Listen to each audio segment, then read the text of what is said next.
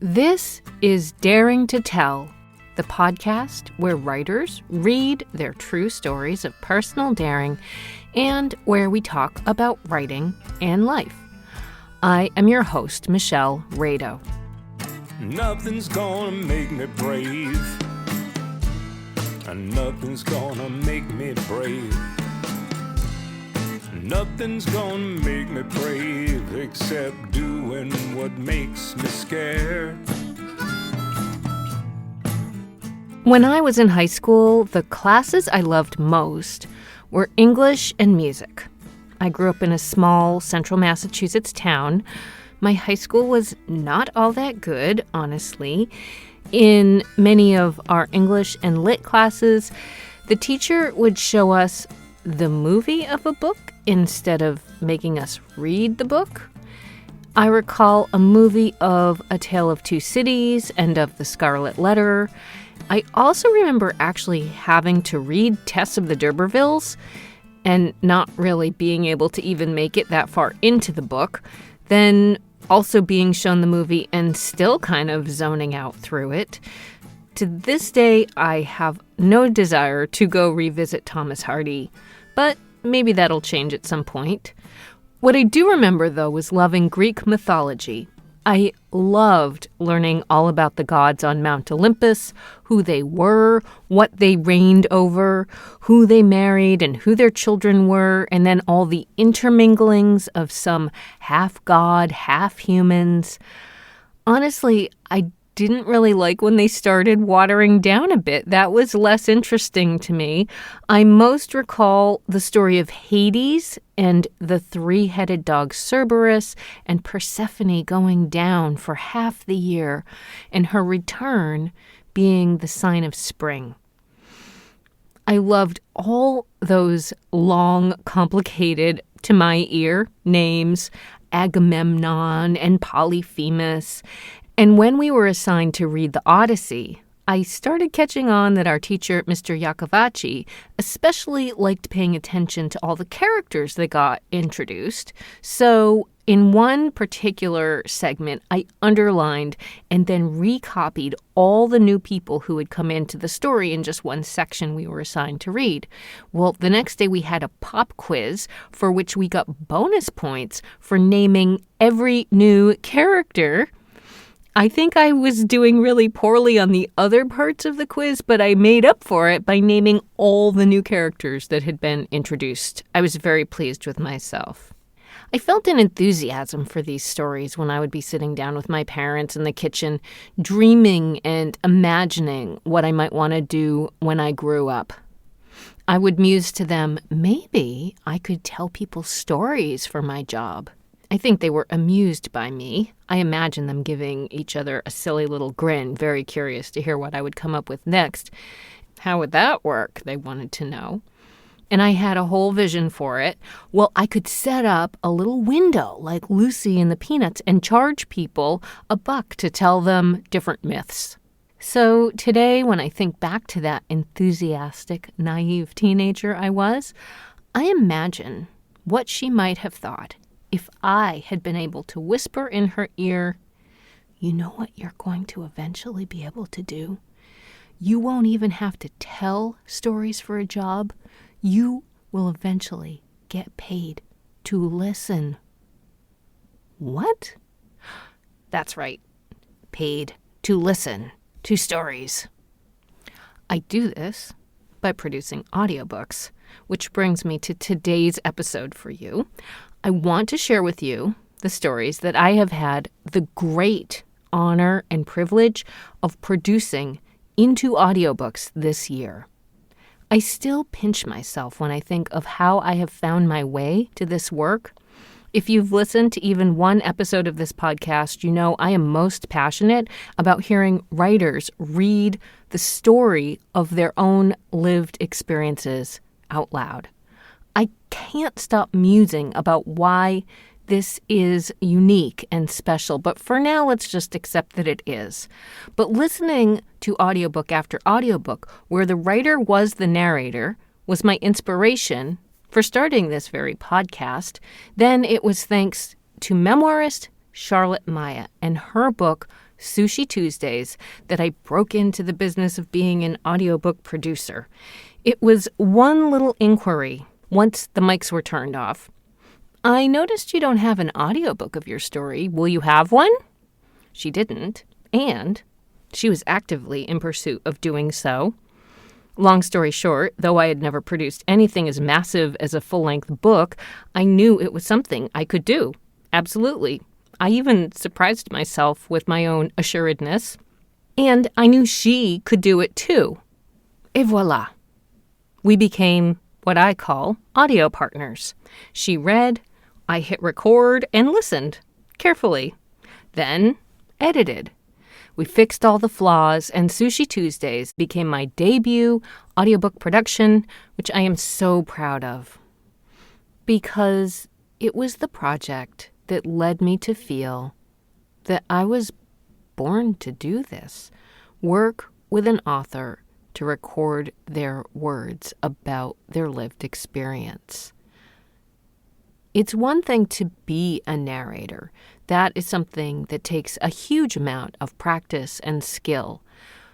But what every memoirist has is the practice and skill of living that experience. So the feeling of the story is already in their bones.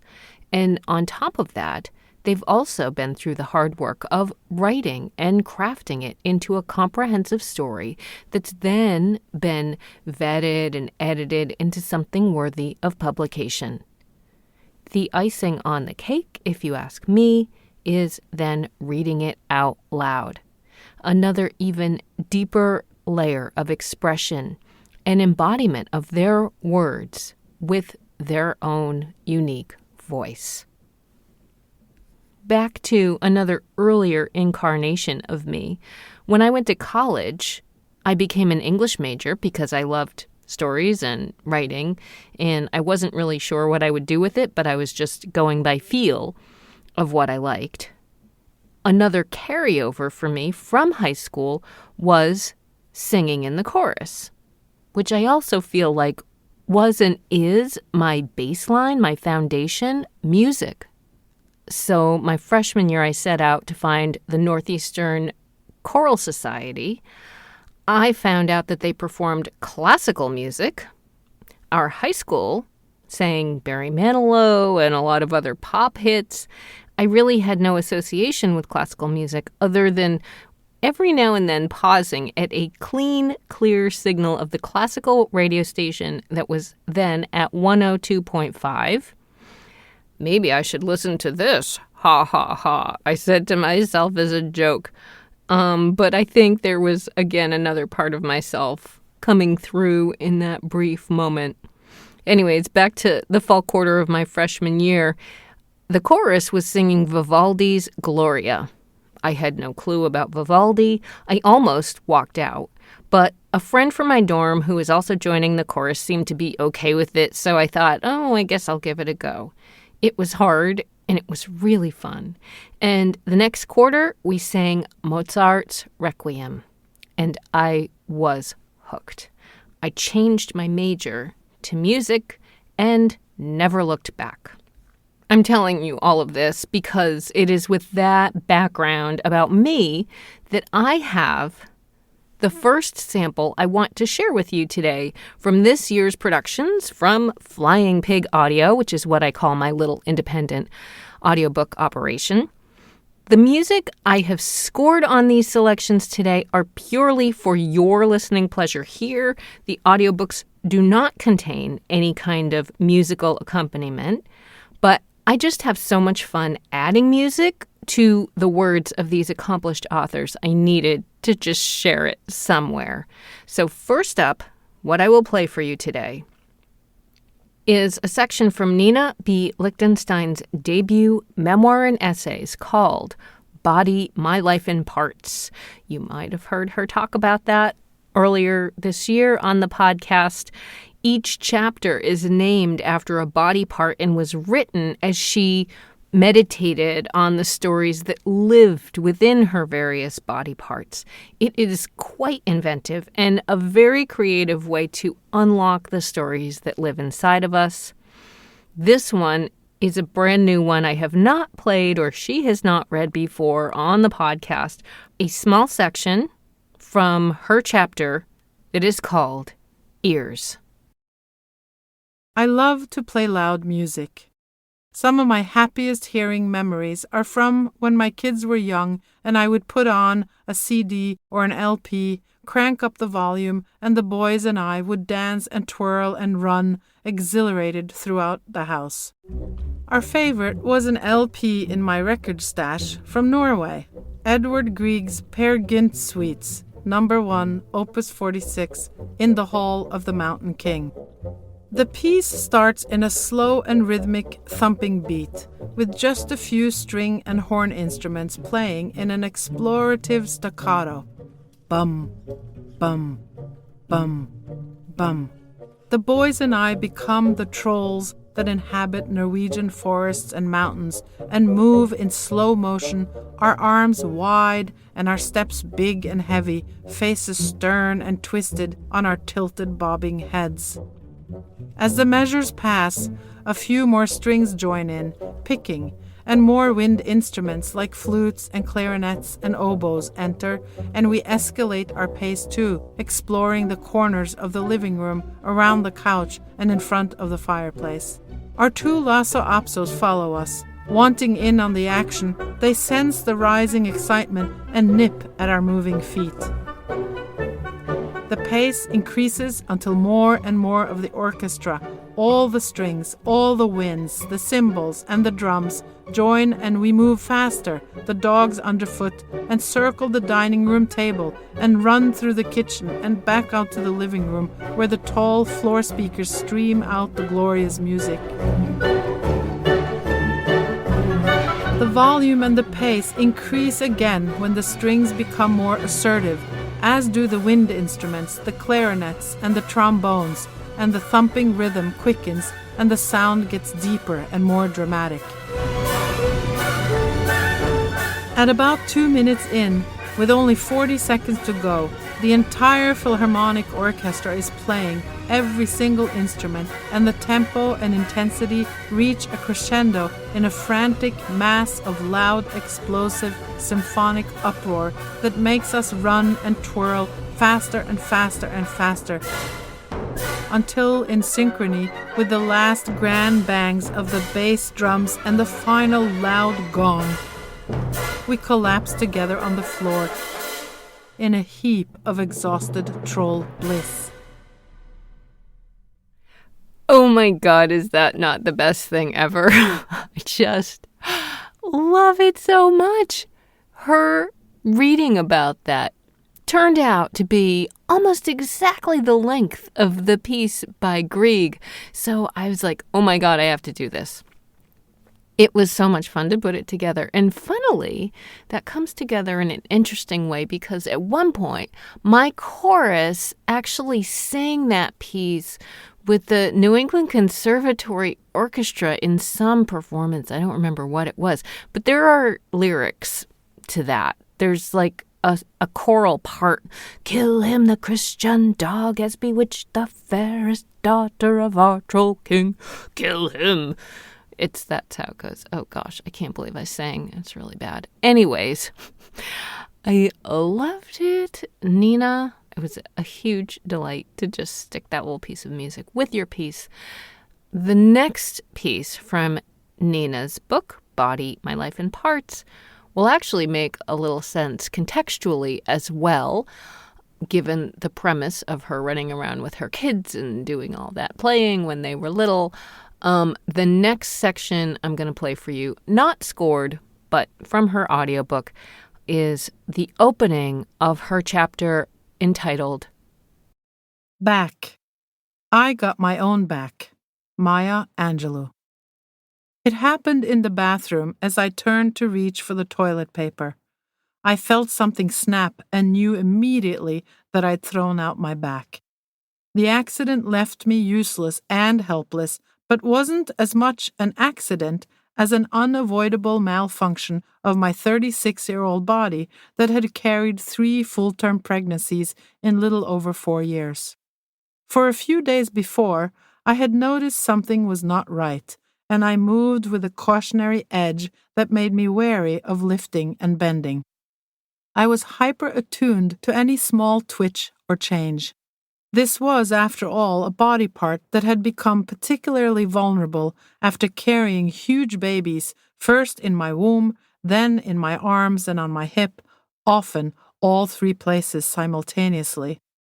Our way above average babies, read off the chart in height and weight, inherited a combination of my own Norwegian Viking genes and those of my 6'4" tall Jewish husband and his Russian ancestors, the mythical Kurganskys, or the Kurgans of the Russian steppe, known for its giants, really.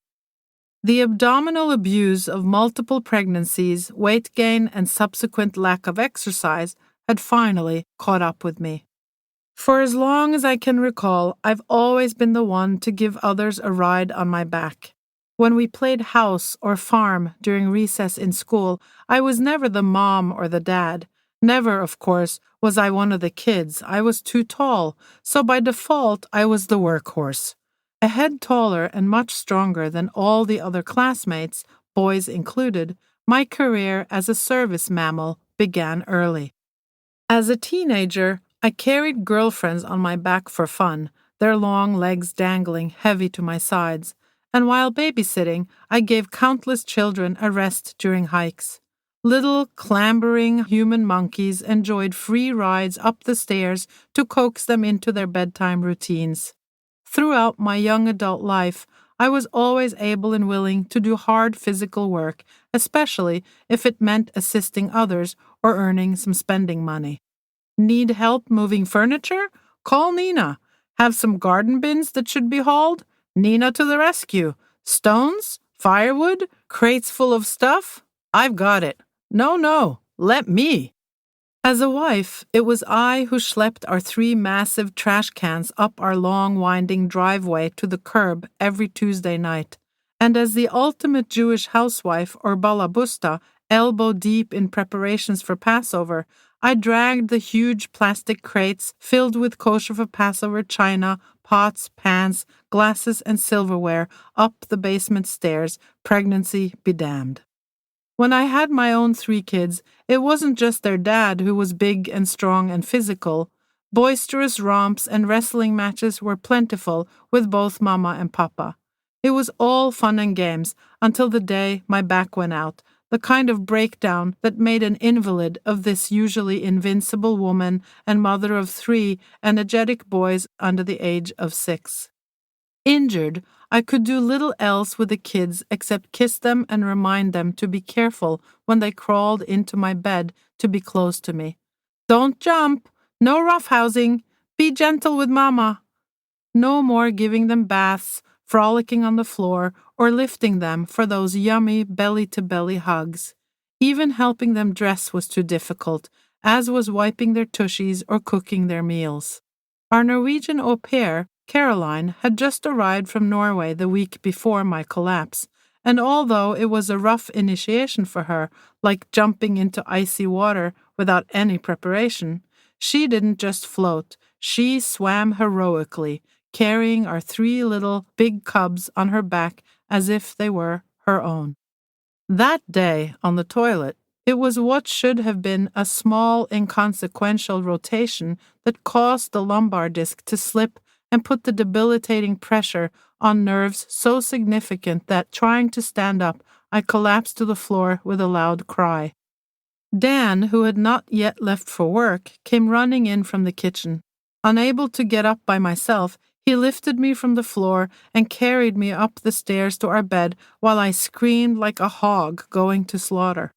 I had no potent painkillers on hand, only Tylenol and Advil, neither of which touched the pain, so I writhed in it until a friend who is an ER doc was able to come to the rescue. Commuting between hospital jobs in the U.S. and Israel, Dr. Mark used to stay on our 3rd floor when he worked his 10-day shifts in the States. Thankfully, he was local and able to come to the rescue an hour or so later. Tell him I need something strong to kill this fucking pain, I moaned, as Dan was on the phone with him, explaining what had happened. Ask him to come as soon as he can. I'm dying here." In the relatively brief waiting period before he arrived, time was as if sadistically suspended, leaving me in some evil version of purgatorial torture. When Mark finally walked through our bedroom door, his appearance was the arrival of the Messiah, the promise of redemption incarnate. Known as a doctor with superior bedside manners, he looked into my eyes with empathic concern. He listened intently and agreed that I needed something stronger to help with the pain. I swallowed the pills he gave me, closed my eyes, and prayed they would work fast. I will never forget the relief as the meds began to work some 20 minutes after I inhaled them.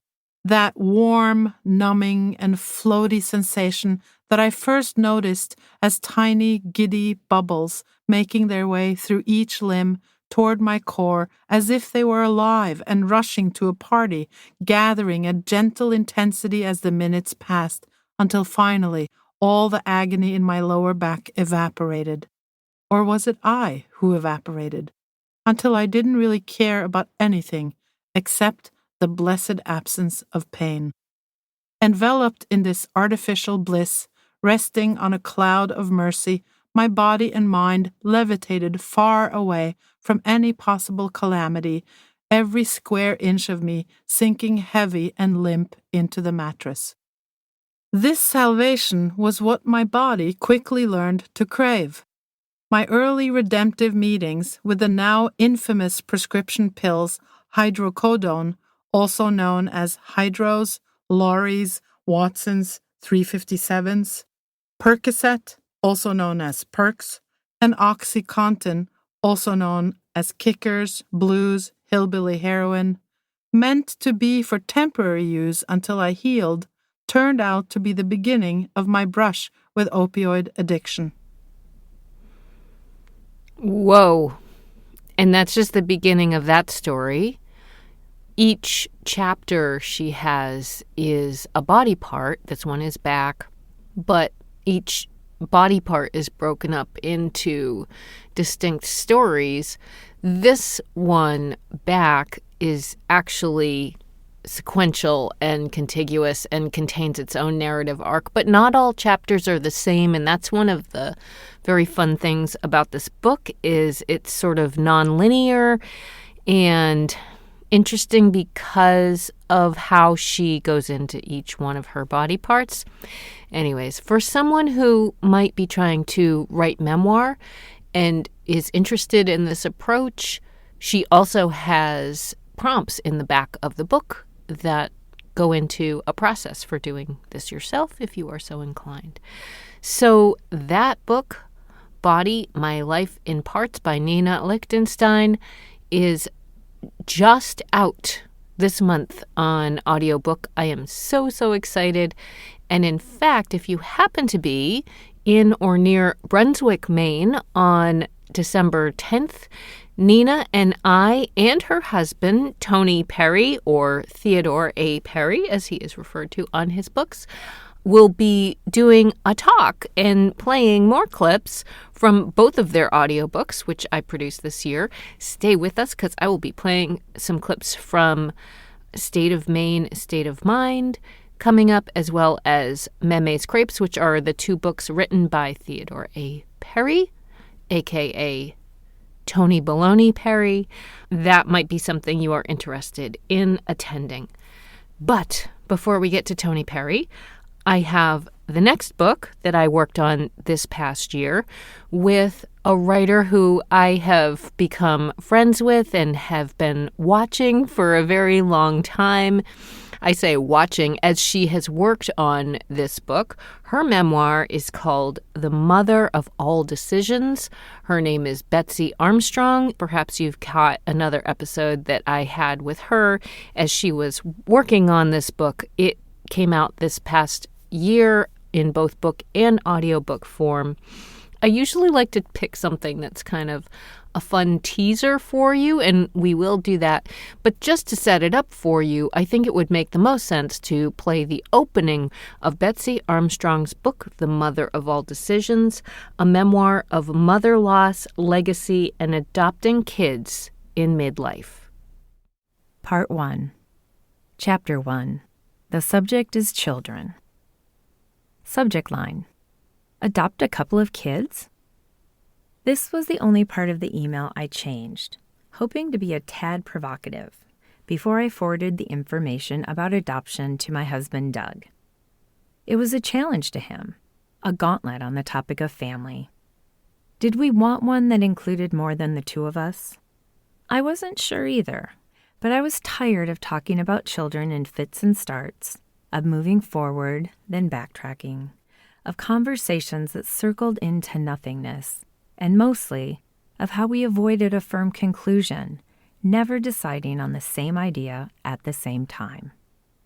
I could not believe I was doing this, prying the lid off of the Pandora's box labeled family that existed in my mind, and spilling the contents into an email to Doug. I was about to be 47 years old, and Doug was 49. How would he answer? He might ignore me, which, with the hundreds of daily emails he received at work, was a possibility, or pretend he hadn't received it if he wanted to avoid the subject. If he gave a flat-out no, would I feel bereft? Or, if he agreed, would I freak out? Would an affirmative response be enough to satisfy my demons and let me hope? That I was even playing this game was my friend Debbie's fault. 4 years earlier, she and her husband Jacob had embarked on an unusual path. Jacob was divorced with a teenage son from a prior marriage. Debbie was pushing 50 with only passing mentions of maternal desire, so I'd never had an inkling that they wanted kids. They did. So much so that they had opted for a situation scary to all but the bravest of prospective parents. Older kids, plural, from far, far away. They had adopted 2 sisters, 9 and 11, from Russia. Debbie had been smart about it, though. Having heard the horror stories about uncontrollable kids with emotional problems and tempers, she had uncovered a way to minimize every mind-boggling risk associated with this sort of thing. They had met the girls here in the United States, brought them from Russia, and let them live in their house, before being certain about adopting them. On the surface, it sounded horrifying, an audition with very high stakes. I'd never heard of such a thing and thought it seemed unethical and potentially damaging to everyone, especially a child who got rejected. What if it didn't work? The thing was, it had for them, and they claimed it did for most, whatever that meant. Although this wasn't a common practice in the adoption world, groups of older orphans traveled to America and stayed with families who decided to move forward with them. Jacob and Debbie now had 2 healthy, happy Russian-American daughters. Ever since Debbie had brought her girls home 3 years earlier, she had made it her mission to find parents for the friends they had left behind at the orphanage. Debbie had aimed her considerable charm and desire to do good at me, along with several others. Some of them had followed her lead and added at least one adopted child to their family. I admired the generosity of spirit these people displayed in welcoming the kids into their hearts and homes, but admiration alone wasn't enough for me to act. I could never adopt for some gold medal of selflessness. I wasn't that good of a person, honestly. So, while I was uneasy, I was also intrigued by the idea of older children I could get to know, a ready-made family if siblings were chosen. No diapers or terrible twos. I was curious, but only a very small, teeny-tiny bit. At least that was what I told myself. That's the opening, and it is quite a story that Betsy winds us through with this book. She has a lot of different facets, which we've talked about on a couple of the prior episodes. You can go check out if you are curious. But running is also another part of her story. And so this next clip I'm going to play is when she is working with an organization called Girls on the Run that works with girls to help them move for healthy activity and self-development. The next clip I'm going to play for you is also scored with some music that does not appear on the audiobook itself, but I did, again, just for the fun of it and for your listening pleasure here. So here we are with a later section in the book by Betsy Armstrong, The Mother of All Decisions. As part of this job, I went to a meeting at the national office. On this morning, the founder had gathered us together to contemplate the question, what's next? Every meeting always opened with a visualization, and this was no different. Think back to where you were 10 years ago. I thought, I was just 31 years old, still reeling a year after Dad had joined Mom in the afterlife. Think about who you were then. Idealistic, alone. The exercise continued. Let's shift our minds from the past and the present. Project yourself 10 years into the future. What do you see? I did the addition and thought, 51. And then my mind became white fuzz and a gauze curtain dropped over the place where the future should have been. Breathe, I told myself. Concentrate. I couldn't. Try counting up year by year. See if you can sneak up on your future self. 41. Now. I love my life. I love Doug. This job is perfect for me. 42. Next year. Hopefully, I'll have completed the ultramarathon I'm signed up for and be in the best shape of my life. 43. It will be 2007 and 20 years since Mom died. A lump began forming in my throat. 44. 20 years since I did my first marathon in her honor. 45. Whoa, I'll be 45. Is it crazy that children never appear in my life? Maybe. Probably. I just don't see Doug and I with a kid. I wonder if I'll be lonely. 46. I'll be as old as Mom was when she died. What if I only have 5 years to live? The lump returned. The tears reappeared. I attempted to flash forward 10 years to when I'd be 51, but nothing was there. I couldn't see it. I felt the beginnings of a sob working its way up. I was going to cry. No, don't, I told myself. 51. Nothing. My eyes flew open, assaulted by the glare of sunlight reflecting on the conference room table. I blinked. Plop, plop. 2 tears fell on the smooth surface. The sun shone on them, turning them into crystal prisms. I couldn't see it. My future stops at 46. There is no 51. What hadn't been obvious suddenly crystallized for me. I think I'm going to die when I'm 46, just like my mom. Now available, The Mother of All Decisions, a memoir of mother loss, legacy, and adopting kids in midlife by Betsy Armstrong. Available wherever you get your audiobooks. And produced by Flying Pig Audio. Oh yes, that's me, tacked on at the end there. I forgot when I made this little promo for her that I had put that at the end. Well, now I don't have to tell you. I already told you. Oh, this is such a good book. I am so, again, I just am so happy that I get to do this work with these writers. Both of them, aren't they just so wonderful? You can really hear them telling their story. That's what I love to do. All right, let's continue on because the last set of clips I have for you is a little bit different and sort of bookends the whole year for me.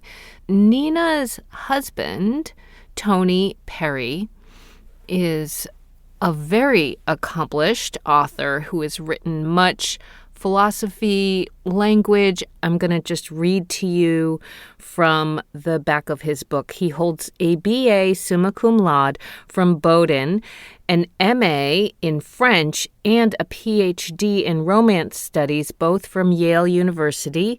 He has published 13 books on literature and philosophy, and he loves collecting yarns for his own ongoing Perry Home Companion. Most recently, he has written a couple books that are about Maine and about his childhood. While these are not memoirs per se, they are definitely informed by his life. These are two absolute confections that I had the best time working on with Tony. The first one I'm going to play for you is a book that came out at the beginning of this year entitled Mémé's Famous Crêpes, or Les Crêpes Célèbres de Mémé. That's my French. They are bilingual, and it is a kid's book. It's illustrated. It looks like a children's book, but there's a lot more in it than just for the kids. If you decide to pick it up, you'll see what I mean. But I will play for you first a little selection of both the English and the French of Mémé's Famous Crêpe. And we did a very fun little sound that I recorded in my husband Phil's studio even, to signify the page turns. Anyone who had a film strip back in the day had to flip the film strip as we went along. It's kind of like that. So, little sounder for page turns. And here we are with Mémé's Famous Crêpes. Let's start the story where they all should start, in Grandma Mémé's kitchen. The action starts at about 6:30 a.m. in the chicken coop, where I have been dispatched to gather up enough fresh eggs for breakfast. My younger sister, Andrea, who sleeps until at least 8 a.m., ain't all that much help. Nor is my brother Stevie, who isn't even born yet. Today's a special occasion. One of the grandboys, Noah, and his sweetheart bride are coming over for some crêpes, just like Mémé used to make 'em. My job, other than getting the eggs, is to come up with the exact recipe. And here it is, in 10 easy steps. Commençons l'histoire en entrant dans ma maison dans le Maine, là où tous les récits devraient commencer. Dans la cuisine de ma mémère, le branle-bas débute vers 6h30 dans le poulailler, où l'on m'envoie pour ramasser assez d'œufs frais pour le petit déjeuner. Ma jeune sœur Andrea dort comme d'habitude jusqu'à 8h du matin. Elle n'est pas d'une grande aide. Et mon petit frère Stevie non plus, car il n'est pas encore venu au monde. Aujourd'hui, c'est une occasion spéciale. L'un des petits garçons, Noah, et son épouse adorée viennent manger des crêpes à la façon de mes mères. Mon travail, à part aller chercher les œufs, consiste à trouver la recette exacte. Et la voici, en 10 étapes faciles. Isn't that wonderful? I love the French. I can barely follow along. I really don't know French all that well.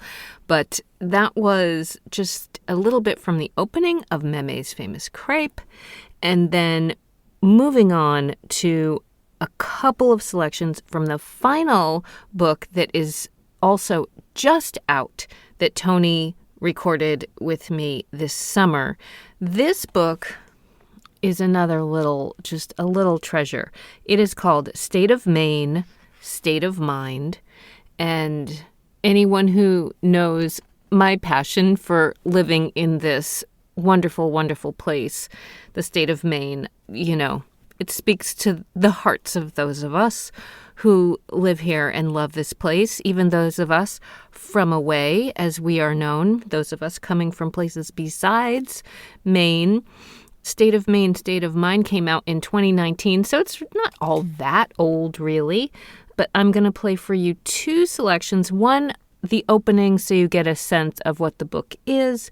And then it's a series of little stories as told by the character Huck Colby, who is the narrator for the book. So here we are. State of Maine, State of Mind, Upcountry Humor and Stories by Theodore A. Perry. Preface. This book attempts to document and share with the outside world an unpretentious and wise way of life just north of the New Hampshire border in perennial upcountry called Maine. It aims to recover local stories and discussions popular in towns like North Harmony many summers and winters ago, and still vigorous right down to the present day. The main question, of course, is why anyone would want to live in Maine in the first place. If you were born up here, then you already know. And if you weren't, it seems that lots of you folks from away might be wondering, why not?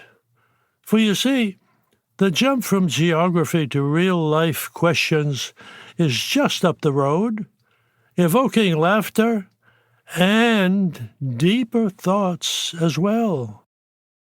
This collection of local anecdotes offers some humorous samples and especially their underlying Maine wisdom perspectives.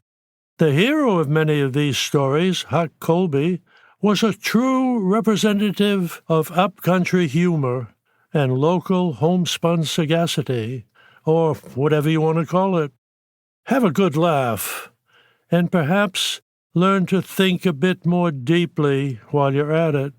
And if you're at all serious about simplifying your life, then burn your credit cards, save your cash, and buy a one-way ticket. That is the preface. And now for one of the stories from Huck Colby. Redoing the Kitchen. When Beatrice Latterlip had her kitchen redone, Huck's wife Esther got the idea she wanted hers redone too. Huck said he'd look into it. Every morning after breakfast, Huck would pour himself an extra cup of coffee and just sit there staring the kitchen up and down. Then he would get up and walk around it in all directions.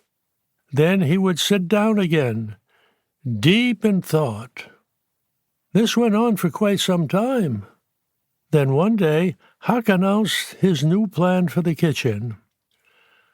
As my old man used to say, it's fine just the way it is. From that day on, the family just seemed to enjoy the old kitchen even more than before. Whenever the matter came up with one of the kids or younger relatives, Huck liked to point out the following. You can get the new stuff any time you want, but the old stuff? He would clinch his argument with a question. When is the last time you were comfy in a rocking chair? Nobody seemed to understand what Huck meant by that, except the old folks, and they didn't need to be told. Oh my God, that story is so good. I cannot tell you how much I love that story. It works for me on so many levels. And Tony, unlike I think, every other author I've worked with, and this is no slight to them at all. Tony was a real consummate performer. He has been a cantor in his synagogue. He was a singer. He is much more of a performer, and it became really clear as he was telling his stories. This is really a storytelling book, and his mastery over his instrument is just unparalleled. It's really good. It's really good. And it's so beautiful, and it's so fun, and it's so much about Maine. I love it. Love it. So, Tony, thank you so much. I loved working on this with you. And State of Maine, State of Mind is also just now available. I really, really, really urge you to go get this book because it is a little gem. All right. Those are the books I worked on this year. I love doing this. I love doing this so much. And so I am very excited about a couple potential projects coming up for me in the new year. I am putting in the show notes links for all of these books if you are interested in purchasing the audiobooks, but mostly I really wanted to just share them with you. So the people I always thank at the end of my episode include, this time, Nina Lichtenstein, Betsy Armstrong, Tony Perry, and my husband, Phil Rado, who provides the music I use at the top and tail of every episode. I have a newsletter. It's only once a month, so it's not one of these emails that's going to be coming into your inbox constantly. It is called The Redo, which I think is also a little funny considering when I do audiobook stuff, we're saying, okay, how about one more time? Let's just do that one more time. So somehow my name has become just incumbent in the work that I do. Sign up for The Redo by Michelle Rado at my website, michellerado.com. Thank you so much for making it all the way to the end of this episode, and for most of all, daring to listen. I will catch you next time. I wanna sing out a song today, make peace with thoughts that don't matter at all. Wanna turn away from today's raging battles, treat myself gently, break my own fall.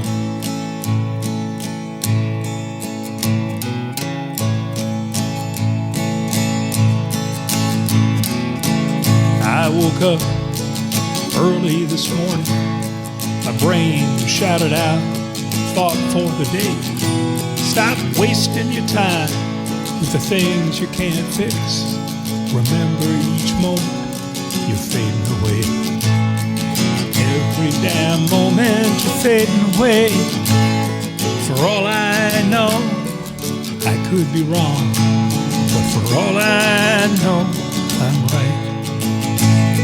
For all I know, the lyrics are stolen, but I'm gonna sing out that song that I know. I'm gonna sing out that song that I know.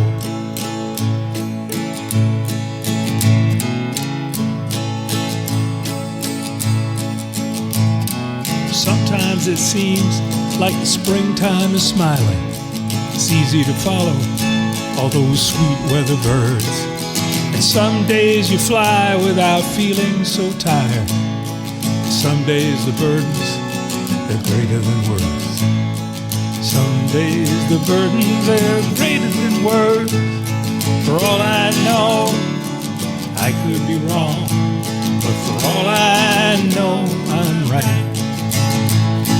For all I know, the lyrics are stolen, but I'm gonna sing out that song that I know. I'm gonna sing out that song that I know.